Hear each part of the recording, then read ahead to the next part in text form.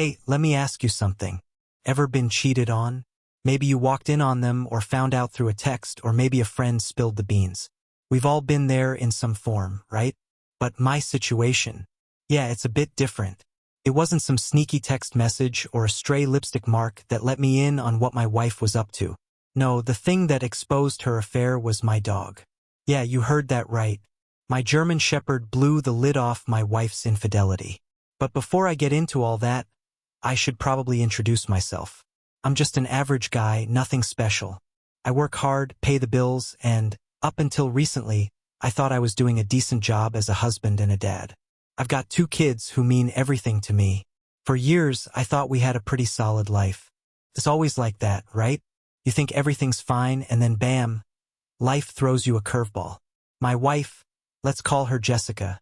She's a looker. I won't deny it. The kind of woman who turns heads without even trying. And yeah, I used to be proud of that. She had this energy about her, this charm that drew people in. Of course, we had our share of issues. Money, the typical disagreements that come with any long marriage. But I never, not once, thought it'd go this far. I never thought she'd betray me like this. Now, here's where it gets crazy. It was just an average day. Just me coming home from work, probably exhausted and wondering what's for dinner. Then, here comes Rocky, my German Shepherd, trotting into the room like always.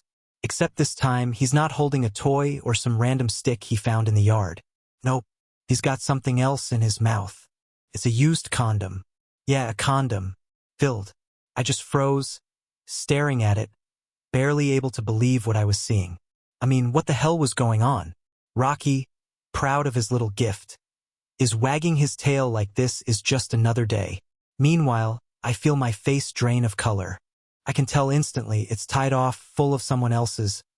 Well, you get the picture. And I know damn well it wasn't mine. My brain starts to whirl, trying to piece it all together. I've been out busting my ass at work, and here's the proof that someone else has been in my house, in my bed, with my wife. The reality of it hits me like a ton of bricks. Right there in the form of that damn condom Rocky is holding like it's some prize. Now, most guys would have flipped out, yelled, thrown things, maybe even walked out. But that's not me. I don't panic. I don't make a scene. I plan. So instead of losing it, I did something else. Something I'd already been thinking about the moment I saw that condom. I didn't throw it away. No, I grabbed it and went straight to the kitchen. I had to think. What's the best way to handle this? How do I make her pay? On my terms, of course. Then it hit me. I'd make milkshakes. 2 of them, actually. 1 for me and 1 for her. But hers? Hers was going to be a little special. I dropped the condom into the blender, that disgusting thing, and blended it right into the milkshake like it was just another ingredient. I know it's twisted, but at that moment all I could think about was payback. I wanted her to swallow the same betrayal she'd been serving me all this time. I wanted her to taste the lies she'd been feeding me. When the shakes were ready, I called her into the kitchen. "Hey babe, made you a milkshake," I said as calmly as I could. She had no idea. Took the glass from me, smiling like everything was perfectly fine, like she wasn't sneaking around with some other guy every time I was at work. She sipped it, and immediately her face scrunched up. "This tastes weird," she said, narrowing her eyes like she could tell something wasn't quite right. I just smiled and leaned against the counter. "It's a secret ingredient," I said, keeping my voice steady, like it was no big deal. She laughed, took another sip. "What is it?" she asked, still clueless, still smiling like nothing had changed. "That's why it's a secret," I told her, watching her drink it down, completely oblivious. She had no idea what she was swallowing. No idea what I knew. I just sat down on the couch afterward, flipping on the TV like nothing had happened. My heart was pounding, but I wasn't about to give her the satisfaction of seeing me unravel. This wasn't the time for confrontation. Not yet. I wasn't going to explode. No, I was thinking long-term. When I made that shake, I knew right then that our marriage was done. I wasn't just thinking about revenge. I was thinking about the kids. I was thinking about how I'd get custody of them, how I'd make sure she didn't just waltz out of this with the house and everything else. Because, let's be honest, the system's built for her to win. She'd play the victim card, bat those fake eyelashes, and walk away with everything. I couldn't let that happen. So I stayed cool. I waited. I played the role of the loving husband, even as she drank down that disgusting milkshake without a second thought. She didn't know it, but the real game was just getting started. And when it all came crashing down, I'd be ready. I had to keep my emotions in check. This wasn't about petty revenge. I was playing for keeps. My kids, my life, everything was on the line. I couldn't let her walk away from this without facing consequences. And that meant I had to take a step back, wait, and make my next move count. I decided to take a long vacation from work. Not to some beach resort or anything fancy. I just told my boss I needed time off to deal with some personal issues. And lucky for me, I had enough leave saved up to make it happen without anyone raising an eyebrow. I was going to take the time I needed to figure out the next step in this chess game. I had to get out of the house. At least it had to look like I was gone so she wouldn't get suspicious. Every morning, I'd get up, dress like I was heading to work, and walk out the door. But instead of going to the office, I'd loop around, come back, and slip in through the back entrance. Our house has this side door that blends right in, so it was perfect for sneaking back in without being noticed. It didn't take long for the truth to slap me in the face. On the third day of my time off, I saw it with my own eyes. Jessica, my wife, was having her affair right under our roof, in the same bed we'd shared, while I was supposed to be at work. She wasn't even trying to hide it. It was like she didn't care if I caught her. It was almost as if she thought my routine was so predictable, I'd never figure it out. That's when it hit me, I needed solid proof. Words wouldn't cut it in court. I couldn't rely on a hunch or the used condom Rocky had found. No, I needed rock-solid evidence. So, I came up with a plan to install hidden cameras. Honestly, I was surprised at how simple it was. These cameras weren't as expensive or complicated as I'd thought. A few clicks online and I had everything I needed. Tiny, discreet cameras I could hide in all the right places around the house. The bedroom, the living room, even the hallway where she'd sneak her lover in and out.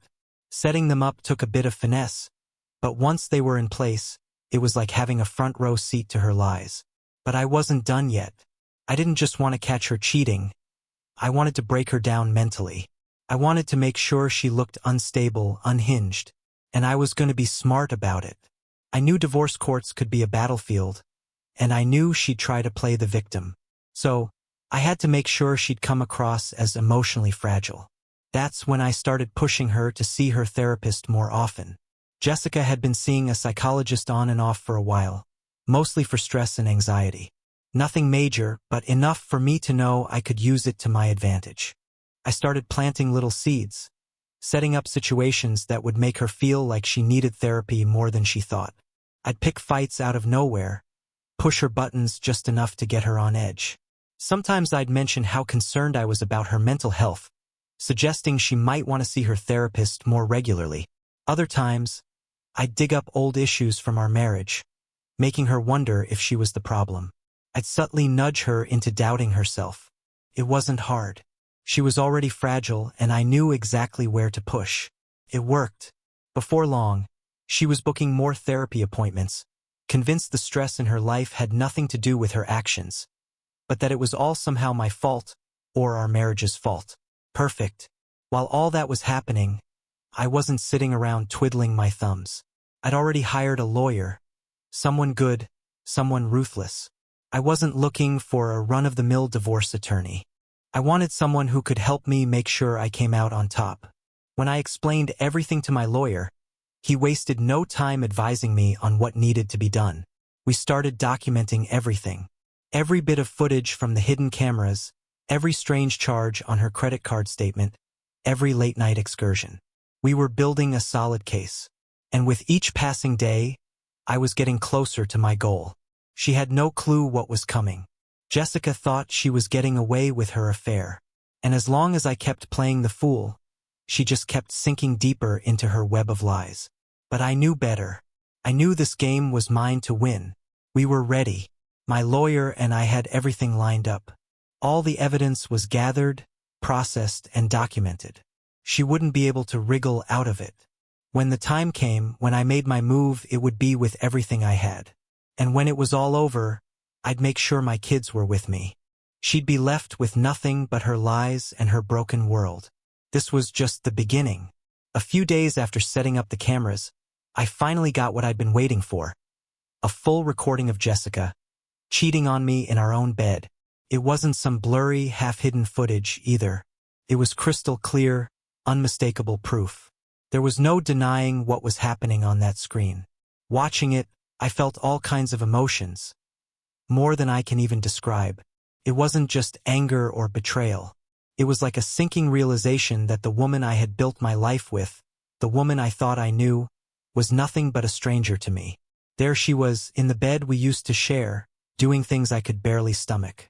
It was sickening, but I kept it together. That's the thing about me. I never let my emotions run wild. I didn't want to blow everything up in a fit of rage. Sure, part of me wanted to send that video to everyone we knew and just watch her world burn. But that would have been too easy. No, I had to be patient. There's no real satisfaction in quick revenge. It's like cooking, you need to let the tension build, let it simmer until the time is just right. Timing is everything, and I wasn't about to spoil my perfect opportunity by rushing it. Behind the scenes, my lawyer was doing his thing. The paperwork was getting ready, everything lined up. We were poised to strike. I knew I had to hit when it would hurt her the most, when she'd feel the full weight of everything she'd done. So I waited just a little longer. Every day felt like a countdown, and I could see it in her eyes. She had no clue what was coming. She kept going on like nothing was wrong. Sleeping in the same bed as me. Chit-chatting, acting like everything was normal. The audacity. And then, when everything was finally set, I hit send. I sent the video out to all our mutual friends. Everyone. No explanations, no context. Just raw footage. I didn't need to say anything. The video spoke for itself. Within minutes, my phone started blowing up. People were shocked. Some were disgusted. A few reached out to me, offering sympathy. The news spread fast. Her little perfect world came crashing down, and there was nothing she could do to stop it. I didn't want the spotlight on me, but I needed her to feel the weight of what she'd done. She had to understand the consequences of her actions, the shame, the judgment. People who once thought she was the perfect wife, the loving mother, now saw her for what she really was. In one instant, she went from being admired to being an outcast. All her carefully crafted image shattered. As soon as the video hit, I didn't waste any time. I walked right up to her and told her, point blank, that I was filing for divorce. The look on her face, priceless. For a moment, she was frozen, like the words couldn't even register. She just stood there, eyes wide, mouth opening and closing, trying to form a response, but nothing came out. And then, when the reality of it finally hit her, she cracked. She lost it, yelling at me, calling me every insult in the book. "You're a fucking asshole," she screamed, her voice trembling with fury. "I never loved you. Not once." I just stood there, unmoved, watching her self-destruct. Her words didn't faze me. By then, I was emotionally checked out. I could see exactly what she was doing. Trying to get under my skin, trying to provoke me into feeling something. Anything. But it didn't work. I wasn't the one losing. I looked at her as calm as could be and said, "Doesn't matter now. We'll settle this in court." That shut her up for a second. I could see the panic setting in, the gears in her mind turning, trying to figure out how to twist this around. But deep down, she knew. She knew there was no coming back from this. The divorce was happening, and she was about to lose everything. Now, let me tell you, court wasn't anything like what most people expect. Everyone thinks it's some tragic, grueling process, but for me, it was strangely satisfying. Walking into that courtroom, I felt like the king of the world. I was prepared, and my lawyer? He was a shark, ruthless. We'd covered every angle. We'd thought of every possible loophole. By the time we sat down in front of the judge, I knew exactly how it was going to play out. I didn't hold back for a second. I laid it all out, her affair, the lies, her mental health struggles.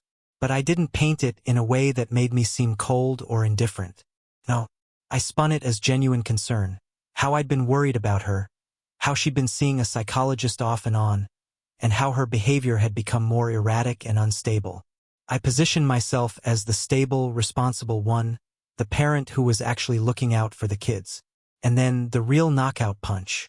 The video. The same one I'd sent out to our friends. I played it in front of everyone in the courtroom. It was like the air got sucked out of the room. The silence was deafening. There was no way to deny it. The proof was right there on the screen, and when it ended, you could hear a pin drop. Jessica? She went ghost white. She couldn't say a word. But she tried to turn the tables, of course. "He's a criminal!" she screamed, standing up in the middle of the courtroom. "He distributed that video without my consent. He violated my privacy." Her voice was shrill, desperate, like she thought she could somehow make me the villain here. But I was ready. Calmly, I explained that I'd been hacked, that someone had gotten into my personal files and stolen the video, distributing it without my knowledge. I had the paperwork to back it all up.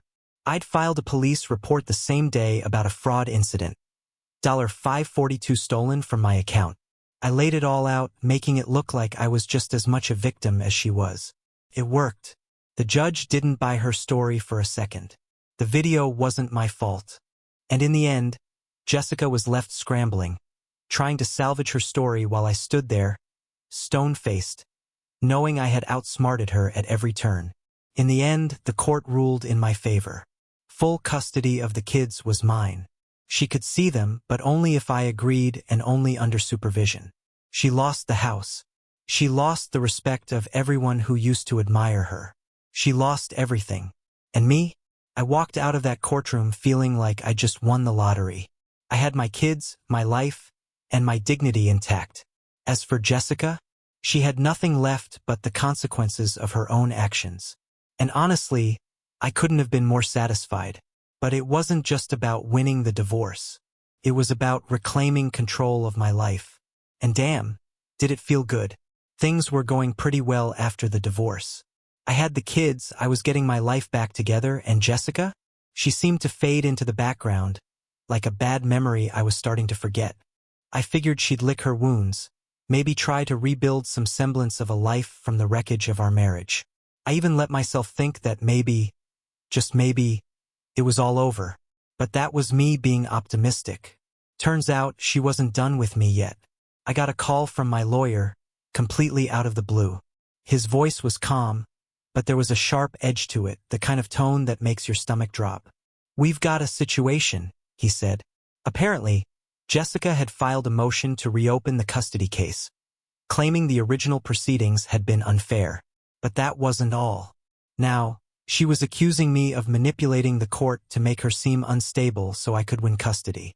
And the real kicker? She was now claiming I emotionally abused her and the kids during our marriage. I just sat there, stunned. Felt like a bad dream. She was accusing me of rigging the entire divorce, and worse, she was now making up stories of abuse. She was claiming I'd neglected the kids, that I'd been verbally abusive, that I'd manipulated them into hating her. None of it was true, of course. But the fact that she was willing to stoop this low? It was surreal. I hung up the phone, my mind spinning. This wasn't about custody anymore. This was her revenge. She couldn't handle the fact that she'd lost. So now she was coming after me with everything she had left. No matter how crazy, no matter how destructive. It wasn't just an attack on me. It was an attempt to drag the kids through another legal battle. And this time she was playing dirty. Really dirty.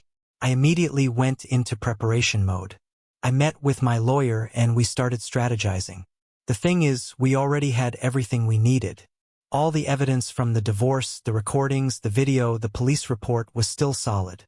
But now I had to defend myself against these new, outrageous claims, which meant sifting through every single detail of our past and exposing all the lies she'd told. The weeks leading up to the hearing were like walking on eggshells. Jessica wasted no time broadcasting her new accusations to anyone who would listen. She went around telling people that I had manipulated the legal system, that I was controlling, abusive, and unfit to be a father. She was painting me as the villain, the monster in her story. Honestly, it didn't shock me. After everything she'd done, it was clear she'd stop at nothing to ruin me, even if it meant dragging herself down in the process. Then came the day of the court hearing. Walking into that courtroom felt different this time. The first time I was filled with rage, with the determination to win and prove her lies. But this time, I was just exhausted, tired of her games, tired of the lies, tired of the way she'd weaponized the system to punish me. But I knew I couldn't back down. This was a battle I had to fight, for my kids. She was sitting there all smug and composed, as if she honestly believed her own bullshit. Her lawyer painted her as a victim in some grand manipulation scheme, claiming I'd exploited her mental health issues to make her look unstable. They argued that I'd orchestrated the entire case against her to alienate her from our children. And then she played the abuse card. She said I'd emotionally abused her for years, undermining her confidence, controlling her life. It was infuriating, but I kept my cool. When it was my turn to speak, I laid it all out. I played the video of her affair, went over the months of lies, how she'd prioritized the affair over our family. And then, I didn't just deny the abuse claims, I obliterated them. I had witnesses, records, even the kids' school reports showing how much better off they were since I'd taken custody. I had psychological reports from her own therapist, showing how she'd struggled with control and instability, not me. But we weren't done yet. I hit her where it really hurt. I pulled out the police report from the day I allegedly leaked the video of her affair. I showed that I had filed a fraud report the very same day, proof that someone had hacked into my account and stolen money from me. I tied it directly to the claim that the video had been distributed without my consent, shutting down her argument that I had violated the law by sharing it. The judge listened closely, but by the end of the hearing, it was obvious that Jessica's accusations were falling apart. Her story couldn't hold up under scrutiny, and once again, she was scrambling, trying to explain herself. Her lawyer tried to spin things, but there was nothing left to twist. When the final ruling came down, the judge saw through it all. The court upheld the original custody arrangement. Full custody for me with supervised visitation for her. There was no sympathy left for Jessica in that room. In fact, the judge even reprimanded her for wasting the court's time with baseless accusations. It was over, again. But as I walked out of the courtroom, I didn't feel the same satisfaction I had the first time. It wasn't a victory this time. It was just survival. Jessica had tried to take everything from me again, and she'd failed. But at what cost? The damage she'd done to our kids, dragging them through this nightmare. The chaos she'd caused in their lives. There was no coming back from that. She'd destroyed whatever chance she had left of being a real mother to them, and to me. I had won again, but I was done playing her game.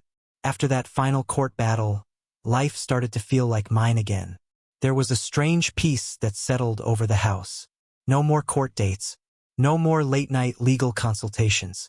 No more dealing with Jessica's toxic manipulations. For the first time in a long time, I could finally breathe. I threw myself into work, and it paid off. Within a few months, I got promoted. Something I hadn't even expected. The extra money was great, but more than that, it gave me a sense of control over my life. Things were finally starting to fall into place. The kids were adjusting, too. They were getting used to the new routine. Spending time with me during the week and only seeing their mother during her supervised visits. I made sure they were kept busy, family game nights, trips to the park, even cooking together. I wanted them to feel that despite all the upheaval, their home life was stable. I was trying to rebuild something solid for them, and I started going out more, cautiously dipping my toes back into the dating world. At first, I was hesitant. Trust doesn't come easily when you've been burned like I have. But I was taking things slow. That's when I met Emma. She was everything Jessica wasn't. Down to earth, kind, and most importantly, she didn't play games. No drama, no manipulations. She was just real. We clicked immediately, but I kept my guard up, wary of rushing into anything. Emma was patient, never pushing me for more than I was ready to give. And over time, I realized not all relationships had to be toxic. Maybe, just maybe, things could be different this time. But Jessica? Her life was a mess. Right after the court ruling, she jumped into a new relationship, and I wasn't surprised. She'd always been the type who needed someone around to validate her. But the guy she hooked up with? He was bad news.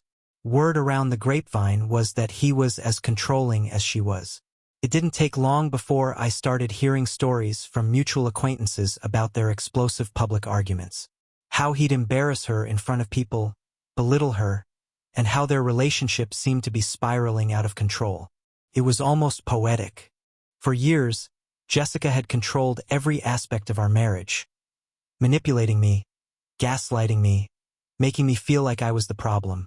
And now, here she was in the same situation, except this time, she was on the receiving end of the toxicity. At first, I didn't care what she did with her life. Honestly, I felt a small sense of satisfaction knowing that she was finally reaping what she had sown. But as time passed, I started to notice the impact her new relationship was having on the kids.